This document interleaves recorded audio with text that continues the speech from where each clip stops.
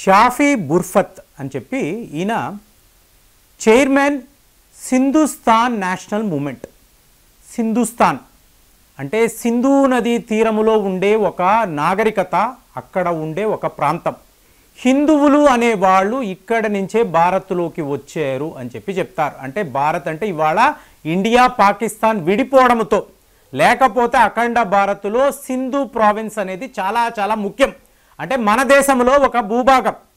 British వాడి కుట్రను మీరు ఎంత క్లియర్గా ఈ ప్రాంతంలో చూడవచ్చు అంటే, ఇప్పుడు సింధు నది అంటే సింధు నాగరికత అండి. సింధు నాగరికత నుంచే హిందువులు వచ్చారు అనేది క్లియర్గా వాడికి తెలుసు, బ్రిటిష్ వాడికి తెలుసు. అంటే మీకు వేదాలు అనేవి సింధు సరస్వతి నాగరికత వద్దే రాయబడ్డాయి అనేది కూడా మన చరిత్ర చెప్తుంది.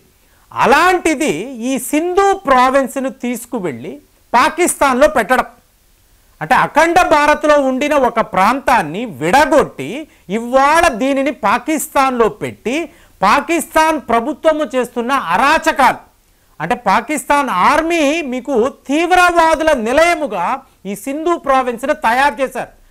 మీకు షాఫీ బుర్ఫత్ ఇదే మాట్లాడుతున్నారు. ఏమండి, మా భాష ఎలాంటిది, మా నాగరికత ఎంత గొప్పది, ఇవాళ మీరు ఎవరైనా ఈ సింధు రాష్ట్రానికి వచ్చారనుకోండి, ఒట్టి తీవ్రవాదులు, మత ఛాందస్తవాదులు, అలాగే మా ఆస్తులు అనండి, మా న్యాచురల్ రిసోర్సెస్ అనండి, అంటే ఏంటి మీకు ఆయిల్స్ అనండి, కోల్ అనండి, ఉప్పు, ఇదంతా మీకు బాగా దొరికే ఒక ప్రాంతము సింధు ప్రావిన్స్. దీనినంతా కూడా పాకిస్తాన్ కొల్లగొట్టడం కాదు, ఒక తీవ్రవాద స్థావరంగా టెర్రరిజం, ఎక్స్ట్రీమిజం, ఫండలిజం అనబడే అతి ప్రమాదకరమైన ఒక ఎజెండాను మా ప్రాంతాల్లో పెట్టి, అంటే చాలామందికి తెలియని విషయం ఏంటంటే పాకిస్తాన్ని 4 ప్రావిన్స్గా వీళ్ళు విడగొట్టారండి. అంటే మీకు అఖండ భారత్, దాని నుంచి మీకు ఇవాళ ఇండియా, పాకిస్తాన్, మీకు తరువాత బంగ్లాదేశ్, ఈ పాకిస్తాన్లో 4 రాష్ట్రాలు ప్రావిన్స్. ఇందులో ఏంటి ఖైబర్ పాఖ్తున్ఖ్వా అంటారు. ఈ ఖైబర్ పాఖ్తున్ఖ్వా అంటారని చూసారా, ఇక్కడే ఇవాళ తెహ్రీక్ తాలిబాన్ పాకిస్తాన్ పోరాటదారులు, అంటే దీనిని మేము అఖండ ఆఫ్ఘనిస్తాన్లో కలిపేస్తాము, అంటే ఆఫ్ఘనిస్తాన్ ఎక్స్పాన్షన్లో ఖైబర్ పాఖ్తున్ఖ్వా కూడా కలిసిపోతుంది. ఎందుకు, ఇక్కడే ఎక్కువగా మీకు పష్తూన్స్, ఈ పష్తూన్స్ అనబడే వాళ్ళే మీకు తరువాత తాలిబాన్లుగా మారారు. సో ఈ పష్తూన్స్ ఎక్కువ నివసించే ఈ ప్రాంతము ఆఫ్ఘనిస్తాన్తో కలిసిపోతుంది. తరువాత చూసారు అనుకోండి పంజాబ్, ఈ పంజాబ్ అనబడే ప్రాంతం, ఇక్కడ ఇమ్రాన్ ఖాన్కి విపరీతమైన పాపులారిటీ. అంటే పంజాబ్ అన్నప్పుడు మీకు సరిహద్దుల్లో భారత్ పంజాబ్ కూడా ఉంటుంది. ఇదే ఖాలిస్తాన్ మూమెంట్. అంటే ముందు వీళ్ళు భారత్ నుంచి విడిపోతారు, తరువాత పాకిస్తాన్లో ఉండే పంజాబ్ను కలిపేసుకుంటారు, మీకు ఖాలిస్తాన్ అని ఒక విడి దేశం. ఇది వీళ్ళ ప్లాన్. ఇక్కడ మీరు చూసారనుకోండి, ఎకనామికలీ, పొలిటికలీ, అలాగే మిలిటరీ పవర్, ఈ 3 వ్యవహారాల్లో పాకిస్తాన్ని మీకు టోటల్గా డామినేట్ చేసే ప్రావిన్స్ ఇది పంజాబ్ ప్రావిన్స్ అని అంటారు. తరువాత చూశారు అంటే బలూచిస్తాన్. బలూచిస్తాన్ గురించి వందల వీడియోస్ మనం మాట్లాడాం. ఇవాళ గ్వాదార్ పోర్టు కూడా బలూచిస్తాన్లోనే ఉంది. సో నెక్స్ట్ లెవెల్లో చూశారు అంటే సింధ్ ప్రావిన్స్, అంటే భారత్లో ఉండాల్సిన ఒక అతి ముఖ్యమైన ప్రాంతాన్ని డెలిబరేట్గా కావాలనేసే బ్రిటిష్ వాడు ఏం చేశాడు, నెహ్రూ గాంధీల సహాయముతో తీసుకువెళ్ళి పాకిస్తాన్లో పెట్టాడు. మీకు సింధు నాగరికతను మనకు లేకుండా చేశారు. వేదాలు రాయబడిన ప్రాంతాన్ని తీసుకువెళ్ళి వీళ్ళు పాకిస్తాన్తో కలిపేశారు. సో ఇవాళ మీకు షఫీ బుర్ఫత్ ఏమంటున్నారు, ఆయన మా కల్చర్ని డిస్ట్రాయ్ చేశారు, మా భాషను వీళ్ళు పూర్తిగా నాశనం చేశారు, ఇవాళ ఈ ప్రాంతాన్ని అంతా కూడా తీవ్రవాదుల చేతుల్లో అప్పచెప్పారు, మా వనరులనంతా కొల్లగొట్టుకొని పాకిస్తాన్ తీసుకువెళ్తున్నారు. సో ఇదే మీరు 2021లో చూశారు అనుకోండి, మీకు సింధు ప్రావిన్స్లో పెద్ద పెద్ద బ్యానర్లు. ఈ బ్యానర్లు ఏమిటి, మోదీ గారు మమ్మల్ని కాపాడండి అంటే. బలూచిస్తాన్లో ఎలాంటి బ్యానర్లు వచ్చాయో సింధు ప్రావిన్స్లో కూడా సరిగ్గా ఇలాంటి బ్యానర్స్ను మనం చూసాం. ప్రపంచ స్థాయిలో అతి ముఖ్యమైన నాయకులు వీళ్ళ బ్యానర్లంతా పెట్టుకొని మమ్మల్ని కాపాడండి, మాకు స్వతంత్రము కావాలి. ఇవాళ కూడా ఈయన యునైటెడ్ నేషన్స్ వేదికలో వాళ్ళ జనరల్ సెక్రటరీ మీకు ఆంటోనియో గుటారెస్, సో ఈయనకి ఒక ఉత్తరం రాశారు.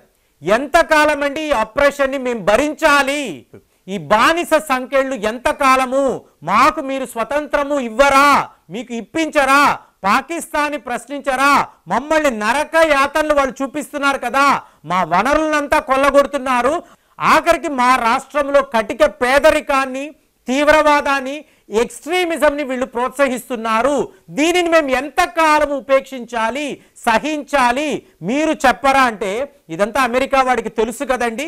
యునైటెడ్ నేషన్స్ అంటేనే అమెరికా వాడి ఒక చెంచా కదా, మీకు ఒక రిమోట్ కంట్రోల్డ్ మీకు గ్రూప్ కదా. అలాంటిది అమెరికా వాడు ఇక్కడ హ్యూమన్ రైట్స్ వయలేషన్ గురించి మాట్లాడండి. మీరు చూసారనుకోండి, మీర్ ముజఫర్ బూటో అని చెప్పి సింధు ప్రావిన్స్లో మీకు సింధుస్థాన్ నేషనల్ మూవ్మెంట్ కోసము పోరాటం చేసిన ఒక ముఖ్యమైన నాయకుడు. మీకు అత్యంత కిరాతకంగా ఇతన్ని ఐఎస్ఐ వాళ్ళు హతం చేశారు. మీకు దారుణంగా కోల్డ్ బ్లడెడ్గా ఇతన్ని వీళ్ళు చంపేశారు. అలాగే జుల్ఫికర్ కొలాచిన్ అంటారు, ఇతనిని కూడా అంతే. అంటే ఈ హత్యలంతా ఎంత దారుణంగా జరిగాయి అంటే ప్రపంచంలో మీకు ఇంటెలిజెన్స్ బ్యూరోకి సంబంధించిన ప్రతి ఒక్క గూఢాచార వ్యవస్థకి ఇది తెలుసు. కానీ ఎవరైనా సింధు ప్రావిన్స్లో ఇలాగ హ్యూమన్ రైట్స్ వయలేషన్స్ జరుగుతున్నాయి, వాళ్ళ నాయకులను ఇంత కిరాతకంగా వీళ్ళు హతం చేస్తున్నారు, ఎవరు? పాకిస్తాన్ ఆర్మీ వాళ్ళండి. పాకిస్తాన్ ఆర్మీలో ఒక వింగే ఐఎస్ఐ, వాళ్ళు ఇంత దారుణంగా ప్రవర్తిస్తున్నా ఏ ఒక దేశము, యునైటెడ్ నేషన్స్ అనండి, వెస్టర్న్ కంట్రీస్, అమెరికా లాంటి దేశాలు అడగనే అడగరు. కాబట్టే వాళ్ళు మోదీ గారు మమ్మల్ని కాపాడండి అంటే, బలూచిస్తాన్ సింధు ప్రావిన్స్ను మీరు విడగొట్టారు అనుకోండి, విడి దేశం అయిపోతుంది. అలాగే ఖైబర్ పఖ్తూన్ఖ్వాని ఆఫ్ఘనిస్తాన్తో కలిపేశారనుకోండి, అక్కడ ఒక దేశం అయిపోతుంది. పంజాబ్ అన్నారనుకోండి, ఖాళిస్తాన్ అంటే ఇది ఒక దేశం. సో పాకిస్తాన్ అనబడే దేశమే మిగలదు.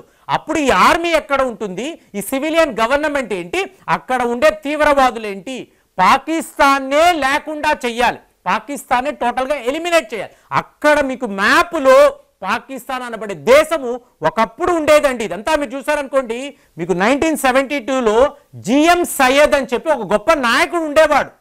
అంటే మీకు బంగ్లాదేశ్ లిబరేషన్ అని చెప్పి అప్పట్లో మనము పాకిస్తాన్తో యుద్ధము చేసాం, 1971లో చేసాం. 1972 నుంచి ఈయన ఏంటి, మాకు సింధు దేశము కావాలి, సింధు దేశ్ అనేది కావాలి, బంగ్లాదేశ్ విడిపోయింది, పాకిస్తాన్ నుంచి సింధు దేశము కూడా విడిపోవాలి, మాకు వీళ్ళు వద్దునే వద్దు, ఈ పాకిస్తాన్ అనబడే ఈ నరకమే మాకు వద్దు అని చెప్పి క్లియర్గా ఆయన ఆ రోజుల్లో పోరాటం చేశాడు. తర్వాత ఎంతో మంది నాయకులు వచ్చారు, సింధుస్థాన్ మాకు కావాలి, మాకు స్వతంత్రము కావాలి అని చెప్పి చాలా పెద్ద లెవెల్లో పోరాటాలు చేశారు. వీళ్ళందరినీ కూడా వాళ్ళ ఇళ్లలో మీటింగ్ జరుగుతున్నప్పుడు ఎక్కడెక్కడి నుంచో వీళ్ళని కిడ్నాప్ చేసి తీసుకువెళ్ళి వీళ్ళ ప్రాణాలు తీశారు పాకిస్తాన్ ఆర్మీ వాళ్ళు, పాకిస్తాన్ ఐఎస్ఐ వాళ్ళు. కానీ మరి అమెరికాను, ఈ వెస్టర్న్ దేశాలు ఎప్పుడైనా మాట్లాడారా అంటే ఇవాళ వరకు. ఈయన ఏకంగా ఒక పెద్ద ఉత్తరము యునైటెడ్ నేషన్స్కి రాశాడు, మా గురించి మీరు ఆలోచించారా, బలూచిస్తాన్ గురించి ఆలోచించారా, అక్కడ వాళ్ళు ఎంతెంత కష్టపడుతున్నారో మీకు తెలియదా, ఇక్కడంతా హ్యూమన్ రైట్స్ వయలేషన్స్ జరుగుతున్నట్టుగా, హ్యూమానిటేరియన్ గ్రౌండ్స్లో మాకు సహాయం చేయాలన్న కనీసమైన జ్ఞానము కూడా మీ ఎవరికి లేదా అని చెప్పి పదే పదే అడగడము, ఇవాళ ఒక ఉత్తరము రాయడము. అంటే సింధు దేశ్ అనబడే భారత్ నుంచి విడిపోయిన హిందువుల దేశము మళ్ళీ మనకి దక్కుతుందా, ఇది ఒక విడి దేశముగా విడిపోతుందా, ఇదంతా కూడా మనం ఆలోచించాలి. కానీ భారత్కి చాలా బాగా అనిపించింది, పాకిస్తాన్ మాత్రం ఉక్కిరి బిక్కిరి అవుతుంది. మరి సింధు దేశ్ అనబడే ఒక విడి దేశాన్ని భవిష్యత్తులో మనము చూస్తామా? ఆలోచించి కామెంట్స్లో రాయండి. మళ్ళీ వచ్చే వీడియోలో కలుద్దాం. జై హింద్.